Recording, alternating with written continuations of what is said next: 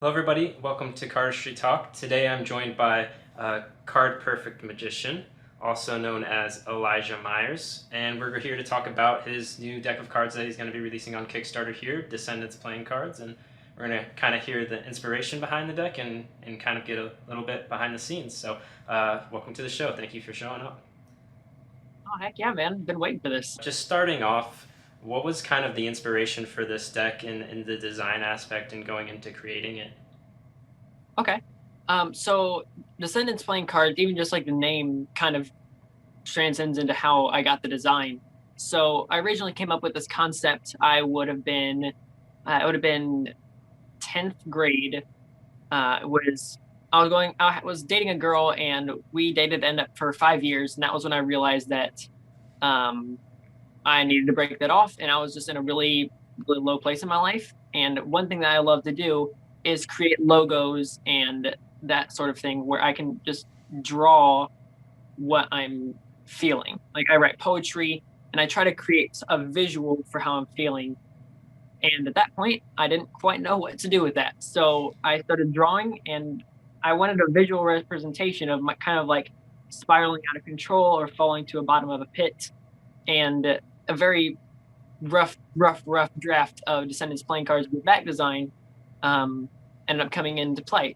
I didn't really know it was going to be a deck of cards eventually, because that was when I'd been doing cards for only a couple of years and wasn't really that invested, honestly. I was just kind of just dabbling in it just as a part-time thing where sometimes I'll pick up a deck of cards and do a couple of tricks and leave it at that. So I didn't really know where it was going to go, but probably 3 years down the road after that, I was thinking about creating my own deck of cards, and I pulled out a notebook that I had because I drew a ton of stuff in it.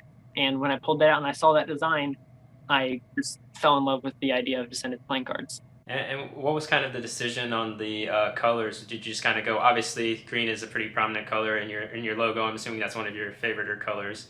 But what was kind of the decision for the colors on the deck? Yeah. So when I wanted to be able to change the deck from not only like a really just depressing thing. So like I can't stand like I saw that in your Q&A you're talking about like horror films and things like that. That's not really my thing. Mm-hmm. I'm more of an upbeat person. I like listening to like happy music. That's just kind of how I do things. So I wanted to find a way to twist it and say this is where I was, but this is where I can be.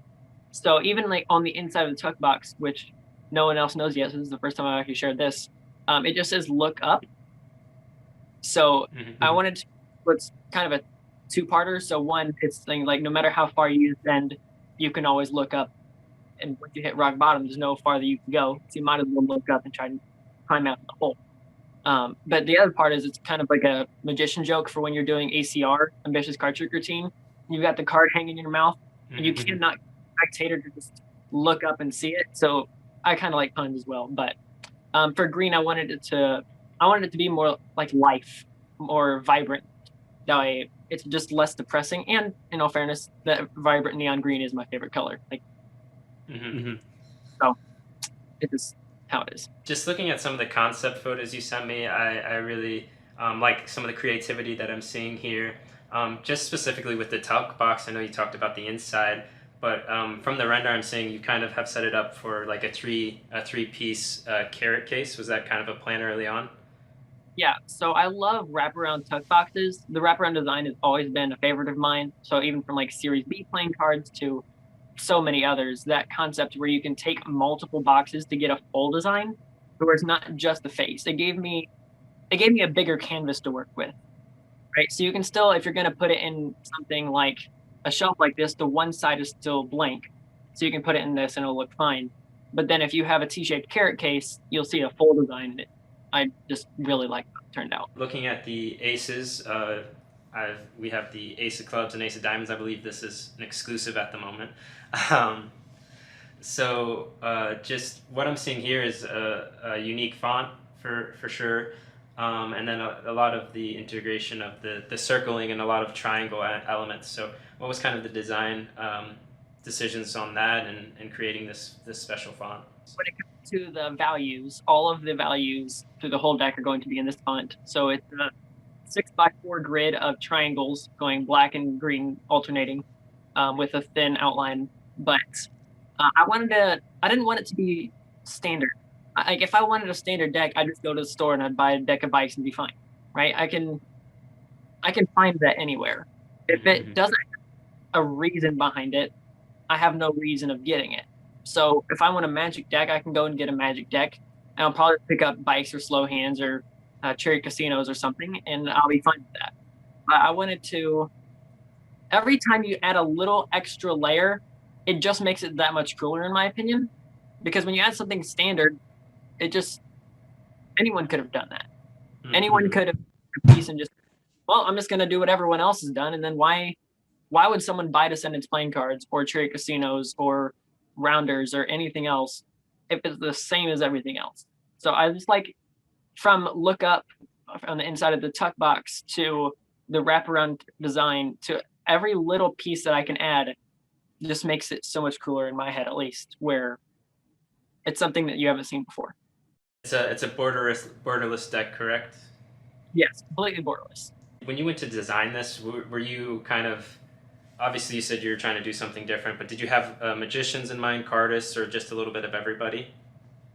I wanted to focus more on cardists. I'm definitely throwing when I'm out and I'm just performing or I'm just sitting at my desk or I'm in a class, I'm constantly doing something. Even as I'm talking to you, I'm still doing something, right?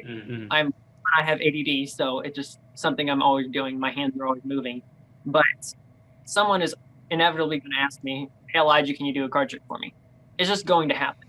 Now, I want to be able to do more flourishes and things like that while I'm here, as I'm just in class or whatever, but I want to add little bonuses, little advantages through the deck. So from the extra cards to a few other things that I haven't fully disclosed yet, but I want to always have the advantage when it comes to when I'm performing. But for the most part, I would say it'd be probably number one cardistry, and then number two for collectors. Because I like collecting series of things, like not like the $250 decks or the decks that are only 100 printed, but like if I like collecting all the cherry casinos, or for you for OPC, right? So I like collecting, and Descendants playing cards. I have probably 12 different designs already, almost fully done. So what are kind of your plans going into the future to releasing Descendants? I know the plan is to kind of start with Kickstarter, but what are the goals going forward for releasing the deck? Yeah, so I have a few things I'm still working on, just with like minor tweaks in the design. So it's not fully finished, but once it's finished, it'll be order prototypes, send it to a few people that have requested it, film a trailer, and get it up by hopefully mid to late March. Forward to seeing the deck and seeing how it turns out. I want to thank you for coming on the show and sharing kind of the inspiration behind the deck and some of the insights of what's going to be dropping here soon. So thank you for your time, and thank you for showing up and talking about the deck. Of course.